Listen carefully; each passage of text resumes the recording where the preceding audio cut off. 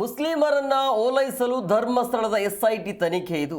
ನಾನೊಬ್ಬ ಹಿಂದೂ ಧರ್ಮಸ್ಥಳ ಚಲೋಗೆ ಹೋಗ್ತೇನೆ ಅಂತ ಸರ್ಕಾರದ ವಿರುದ್ಧ ಶಾಸಕ ಯತ್ನಾಳ್ ವಾಗ್ದಾಳಿಯನ್ನು ನಡೆಸಿದರು. ಧರ್ಮಸ್ಥಳದ SIT ತನಿಖೆಯನ್ನು ಇವತ್ತು ಟೀಕಿಸಿದರು. ಇದೇ ಸಂದರ್ಭದಲ್ಲಿ ಜಿ ಕನ್ನಡ ನ್ಯೂಸ್ ಜೊತೆ ಮಾತನಾಡಿದ್ದಾರೆ. ಇದೇ ಧರ್ಮಸ್ಥಳದ ವಿಚಾರವಾಗಿ ಏನು ಹೇಳಿದ್ದಾರೆ ಕೇಳೋಣ ಬನ್ನಿ. ಧರ್ಮಸ್ಥಳ ಪ್ರಕರಣಕ್ಕೆ ಮಾತಾಡೋಕ್ಕೆ ನಮ್ಮ ಜೊತೆ ಯತ್ನಾಳ್ ಅವರಿದ್ದಾರೆ. ಸರ್, ನೇರವಾಗಿ ವಿಷಯಕ್ಕೆ ಬರ್ತೀನಿ. SIT ತನಿಖೆ ಏನಿದೆ ಸರ್ ನಿಮ್ಮ ಅಭಿಪ್ರಾಯ? ನೋಡಿ, SIT ತನಿಖೆ ಮಾಡಿದ್ದೇ ಒಳ್ಳೆಯದಾಯಿತು.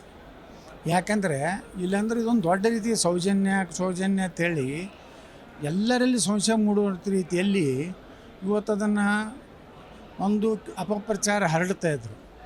ಇವತ್ತು ಸರ್ಕಾರ ಏನು ಈ ಒಂದು SIT ಪ್ರಕರಣವನ್ನು ಕೊಟ್ಟಿದ್ದರಿಂದ ನೀರು ಹಾಲಿಗೆ ಹಾಲು ನೀರಿಗೆ ನೀರು ಅನ್ನೋಂಥ ರೀತಿಯಲ್ಲಿ ದೂಧಕ ದೂಧ್ ಪಾನಿಕ ಪಾನಿ ಅಂತ ಹೇಳ್ತಾರೆ. ಆ ರೀತಿ ಇವತ್ತು ತನಿಖೆಯಿಂದ ಬಹಿರಂಗಪಟ್ಟಿದೆ.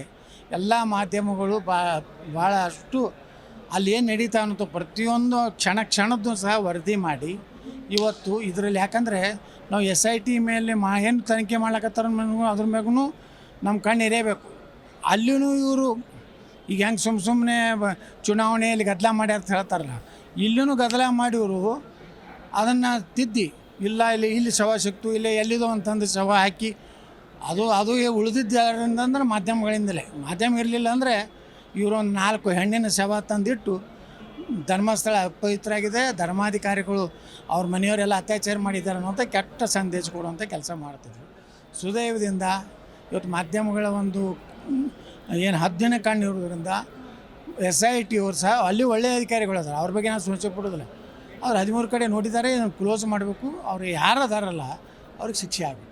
ನಮ್ಮ ಸನಾತನ ಧರ್ಮವನ್ನು ಅಪಮಾನ ಮಾಡಲಿಕ್ಕೆ, ಧರ್ಮಾಧಿಕಾರಿನ ಅಪಮಾನ ಮಾಡಲಿಕ್ಕೆ ಅದರಿಂದ ವಿಫಲ ಆಗಿದೆ. ಈಗ ಅದರಿಂದ ಹೆಂಗೆ ಹೊರಗೆ ಬರಬೇಕು ಅನ್ನೋದು ಕಾಂಗ್ರೆಸ್ನಲ್ಲಿ ಚಿಂತನೆ ನಡೆದಿದೆ. Thank you sir. ಇವಿಷ್ಟು ಬಸನಗೌಡ ಪಾಟೀಲ್ ಯತ್ನಾಳ್ ಅವರ ಮಾತಾಗಿತ್ತು. ಕ್ಯಾಮ್ರಾ ಪರ್ಸನ್ ವಿನೋದ್ ಜೊತೆ ಪ್ರಶೋಭ್ ದೇವನಹಳ್ಳಿ, ಜಿ ಕನ್ನಡ ನ್ಯೂಸ್.